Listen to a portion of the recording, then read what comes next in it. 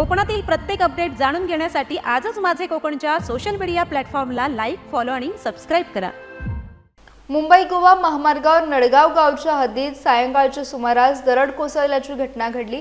महामार्गालगत फोडलेल्या डोंगराचा काही भाग खाली कोसळल्याने मोठी दुर्घटना टळली। घटनेची माहिती मिळताच महामार्ग विभागाच्या कर्मचाऱ्यांना तातडीने घटनास्थळी पाचारण करण्यात आले। खबरदारीचा उपाय म्हणून महामार्गाची एक मार्गिका बंद करण्यात आली असून पोलिसांकडून वाहतूक व्यवस्था सुरळीत करण्यात आली आहे। दरड कोसळल्यानंतर काही काळ या ठिकाणी वाहतूक कोंडीची स्थिती निर्माण झाली होती, मात्र पोलीस आणि महामार्ग विभागाच्या तत्परतेमुळे वाहतूक पुन्हा सुरळीत झाली आहे। दरड कोसळल्याने महामार्गावरील प्रवाशांच्या सुरक्षेचा प्रश्न ऐरणीवर आला आहे।